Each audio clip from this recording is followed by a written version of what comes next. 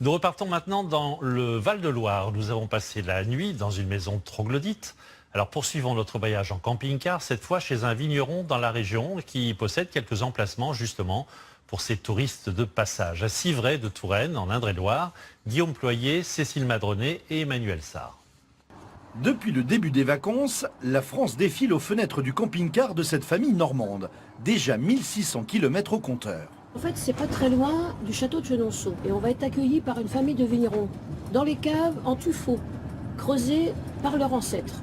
Et grâce à leur guide des accueils chez les producteurs fermiers, chaque escale permet de mettre un goût sur le paysage. On est allé découvrir les fromages d'Auvergne, c'est-à-dire Saint-Nectaire, le village et puis des producteurs de Saint-Nectaire à la ferme.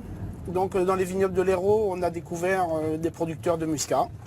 On aime bien de discuter avec eux, savoir comment ils travaillent.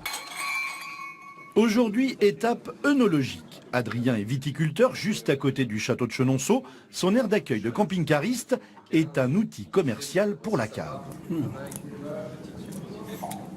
C'est fruité, c'est sucré, mais pas trop sucré comme un cabernet d'Anjou, je trouve. C'est ça. C'est ni sec ni sucré. Exactement, c'est le style de vin qu'on cherche à faire. On ne fait que de la vente en direct et pour ça on s'en donne les moyens. Ça peut aller du jeune couple qui a bidouillé un petit lit à l'arrière d'un van et qui voyage comme ça. Donc pour eux on leur prête les douches histoire qu'ils puissent un petit peu se dépanner. Ça va jusqu'au très beau camping-car des retraités gigantesques avec la voiture derrière. À la limite, c'est simple, je sais pas ce que tu en penses. Un carton de 6 bouteilles de rosé, un carton de 6... Ainsi, les vacanciers joignent l'utile, dormir, à l'agréable, déguster. Ce qui nous intéresse, c'est la vie dans le terroir, dans le pays même où on est, dans la région où on est. Au revoir. Nous, on est content de ramener des produits aussi pour la suite du voyage. Et ça nous rappelle ce qu'on a vécu. En été, les 3 places, gratuites, sont occupées presque tous les soirs. Merci beaucoup. Merci, bon appétit, puis bonne journée. Pour votre accueil aussi, merci. Écoutez, c'est toujours avec plaisir. Ce qui est bien, c'est que c'est bien aménagé, il y a des tables dehors, on est à l'ombre.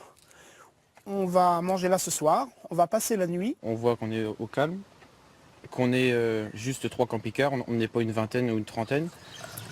Les vins du pays. Et sur la table, le rosé de Touraine accompagne désormais les autres souvenirs gourmands du début des vacances. Les tomates que l'on mange, c'est des tomates que nous avons achetées dans le sud. Du bon Saint-Nectaire. Dernière pause avant le retour à la maison. Et quelques souvenirs pour la tête cette fois. Le château de Chenonceau, le rêve de Corinne. Il est vraiment superbe. C'est pas souvent qu'on voit de l'eau passer sous un château, quoi. Donc c'est vraiment un cachet exceptionnel.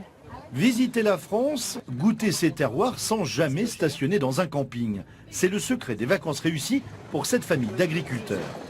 C'est joli. Ils apprécient tellement la formule qu'ils ont décidé à leur tour d'installer une aire d'accueil chez eux en Normandie où ils proposent du miel et du jus de pomme.